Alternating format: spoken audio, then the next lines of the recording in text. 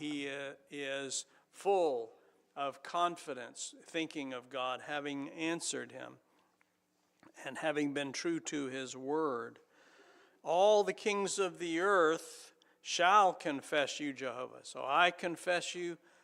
All the kings of the earth will confess you. So he's seeing something very broad and worldwide here. For they have heard the words of your mouth. So you've magnified your word above all your name, above all the ways that you're known, above creation, your word is tops. Well, they've heard that, and sooner or later they're going to bow the knee. They shall sing in the ways of Yahweh. They won't just begrudgingly say, well, he is Lord, but they will sing of the ways of Yahweh. So he's looking at converted kings. For Jehovah's honor is great. And so that's, in other words, that's what God is doing here in converting nations and converting kings. He is showing his honor and bestowing honor.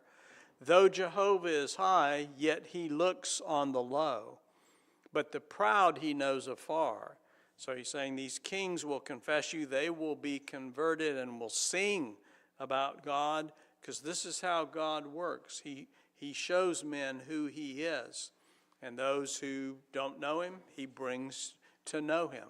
And he won't overlook kings in the process as long as they're not proud. If they're proud kings and they're like me, I am exalted, then they're going to be passed over.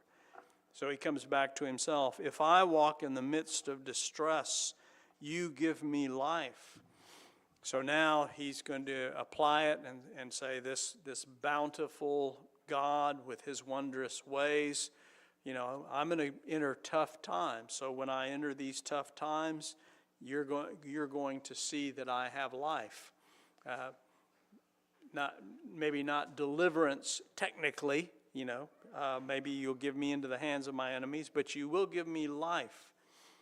And you send forth your hand against the wrath of my enemies, and your right hand delivers me. Your right hand saves me.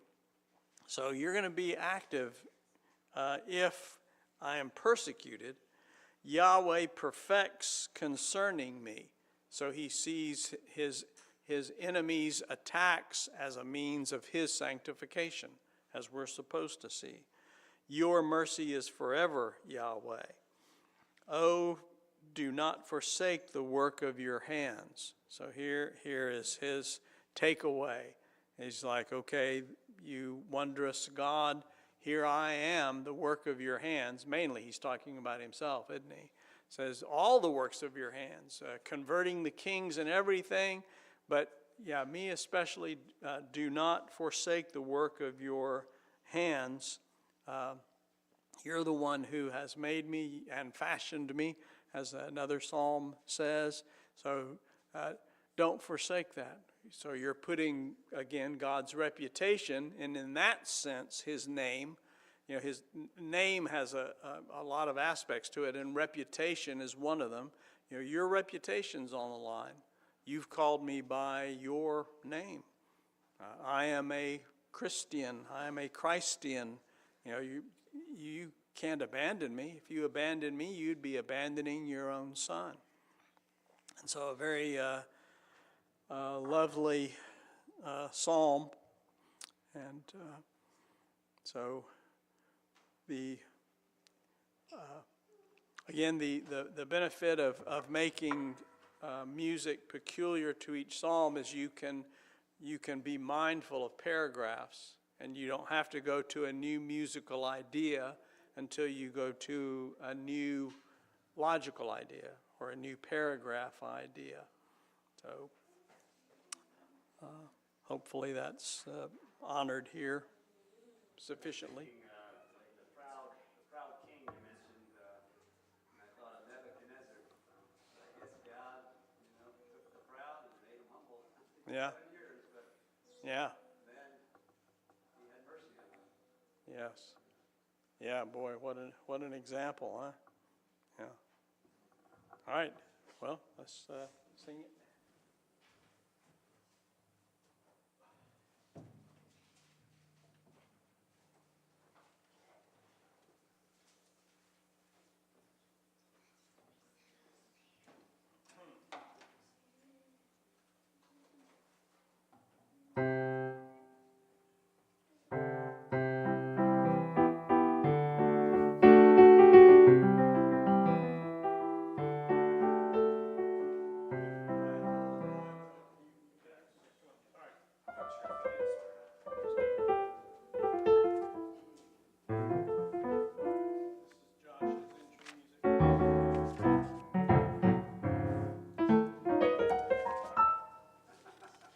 Gotta play it like Thelonious Monk.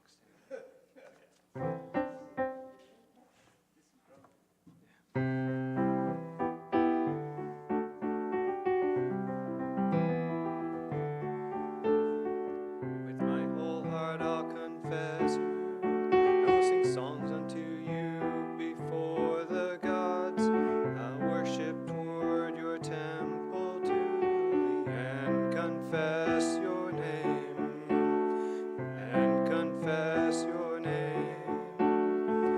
For your mercy and your truth. For your mercy and truth. For you have magnified your word above all your name.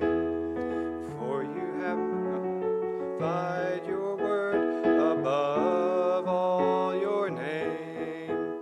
In the day that I called, you answered me. You made me bold with strength in my soul.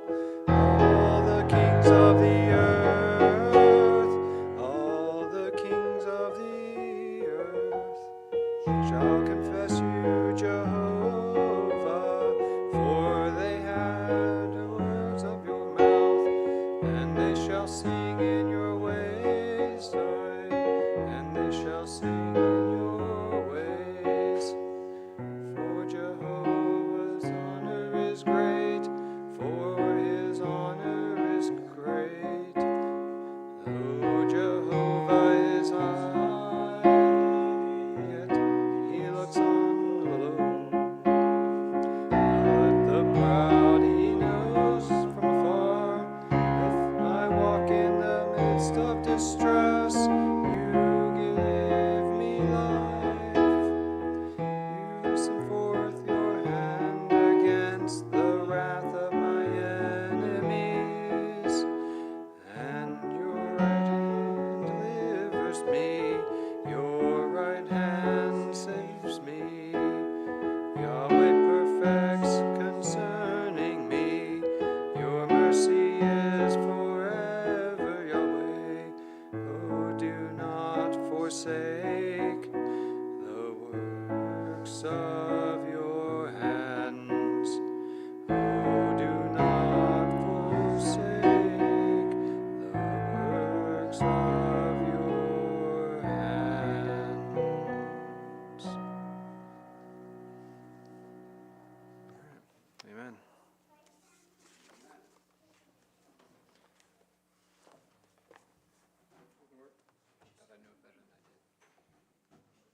You knew it fine. You knowed it good. Hey, Bill, I was thinking on your sermon this morning, a good thought. I heard this. Different people said we should be prepared. Yeah.